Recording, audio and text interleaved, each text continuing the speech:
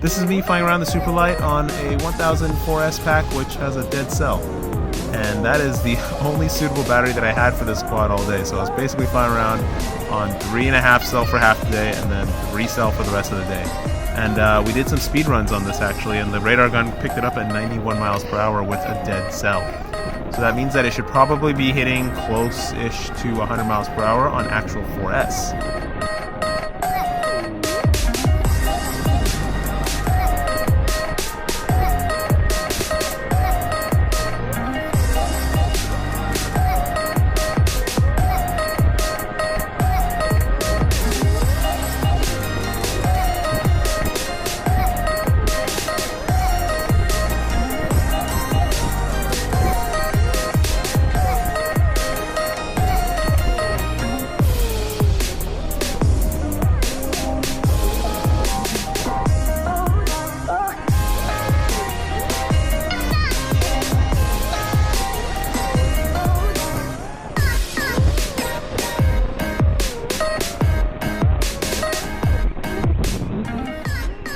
And here's the quad.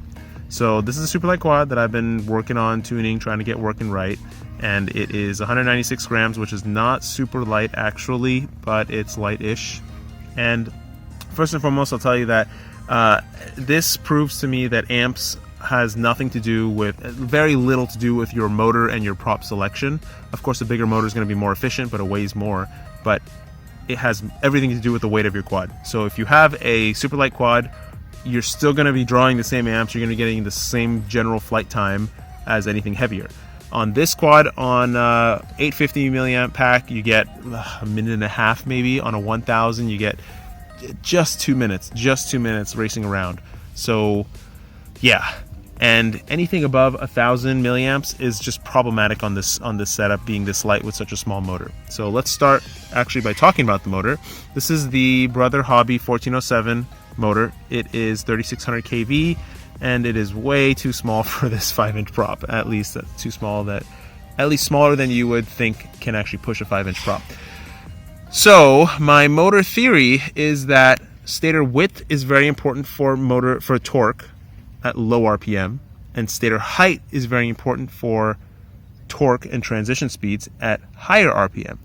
And this is not scientific, but it pretty much proves that fact to me, because the issue with this motor and on 5-inch props is that when it's idling, this is on D-Shot 600, when it's idling at 3.5 or 4%, which is whatever this default D-Shot 600 idle is, it doesn't have the torque to get the prop up to speed quick enough to make corrections in the air. So if your idle is really low or stock and you come around a turn and you try to punch out of the turn, you get these like wobbles, which are really bad and had nothing to do with the PIDs.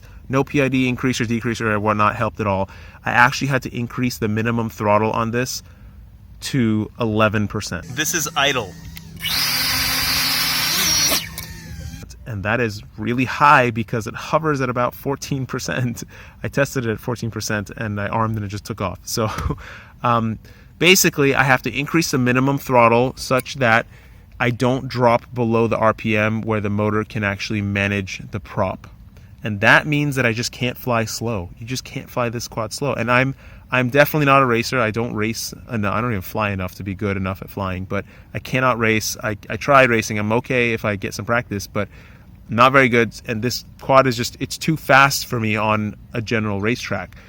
So the disloading theory claims that something lighter with a large disc area should be more nimble, should be faster, should be able to perform better on a racetrack.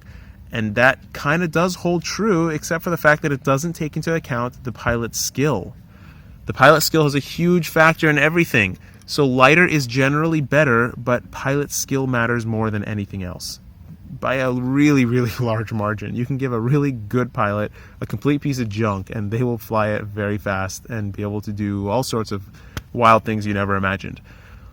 So Superlight is a slightly different flying experience. The characteristics of this quad are that it does have a lot of punch and it does change direction really, really quickly, but you got to be really quick on the sticks to be able to manage that.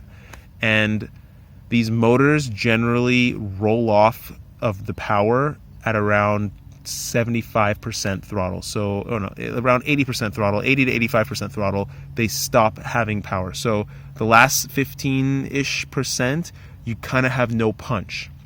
And that's really problematic because with this kind of a setup, you can't fly it slow. So you're always kind of flying between 50% throttle and 70% throttle. And anything above 70% just kind of starts to taper off. So your throttle resolution and the range at which you fly at is very narrow. And you can broaden that with like some controller tricks, but it's not nice. It's much nicer to have that full throttle range. So I think that on a 5-inch prop, this definitely performs fine. It goes probably on 100 miles per hour, but it's a very advanced quad to fly. It is not easy to fly at all. So you have to be really, really skilled to be able to fly this thing fast around the track. You're probably better off with a heavier quad if you're not really skilled. That being said, it freaking floats forever because, I mean, I guess it doesn't have much area to kind of slow it down when the wind is blowing at it. So it just keeps going. When you like punch it and just float, it just keeps going. It's a really fun quad to fly on 5-inch. I don't like smaller props because, actually, we do have a couple other people here that built my other prototype with 4-inch blades on this prop, and it performs really, really, really well. They are slower. The top speed on those, we clocked them at around 80 miles per hour, so they're definitely slower, but you have less thrust and you have more weight, so your disc loading number is actually, it's not as good. And they have a really easy time flying around the track. They're actually really, really good around the track because they're so nimble and so responsive, and they have good throttle range as well. They don't have that roll-off effect at the top. And this is a video of Vic flying. As you could already see how fast he's going around the track, no problem. And yeah, so that's the general info about this quad. The frame is super durable. It's too durable, actually, for something this light.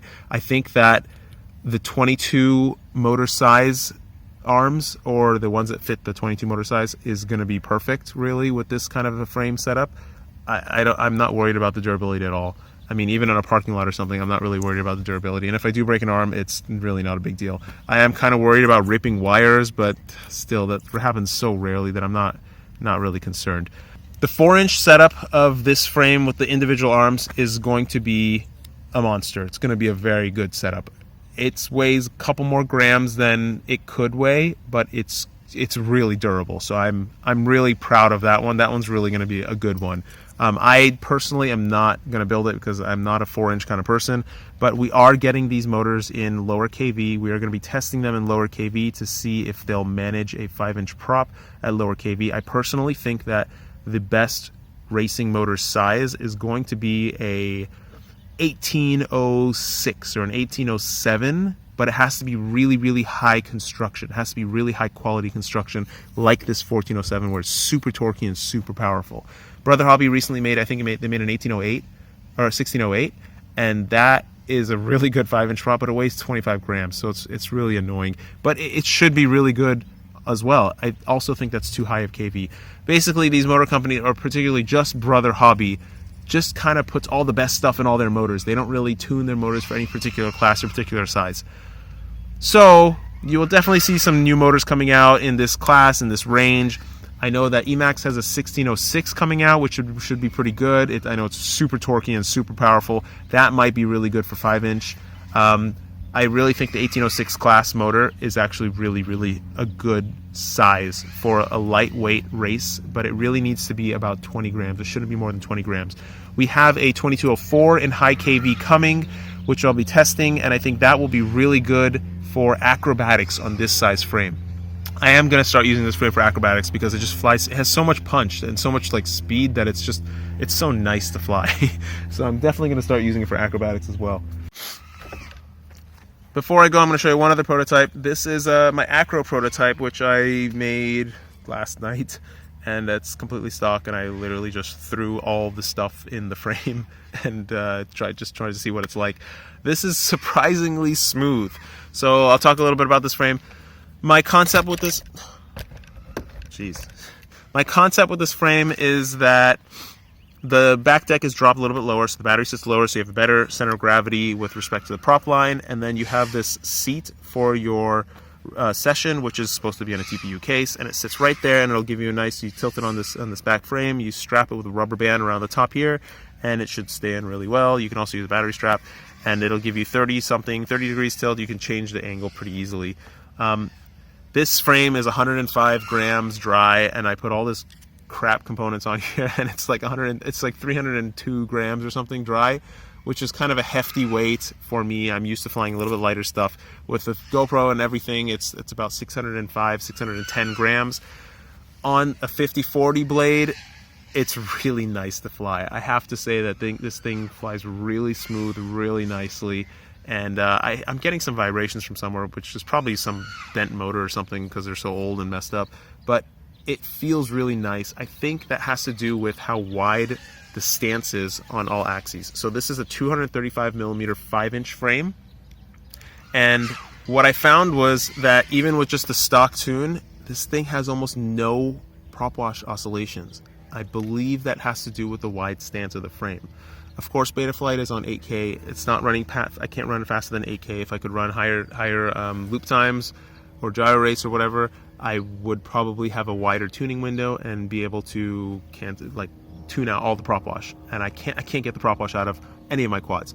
This one is the closest to having no prop wash, I think, because it has a wider stance. I don't know, I'm still testing that. But basically, this is one of my other concepts, which I am going to be, I already redesigned it, and it's on its way. And I'm really happy with this. I think this is going to become my main acro setup. The top battery does make a difference. I'm going to have another video about this stuff later.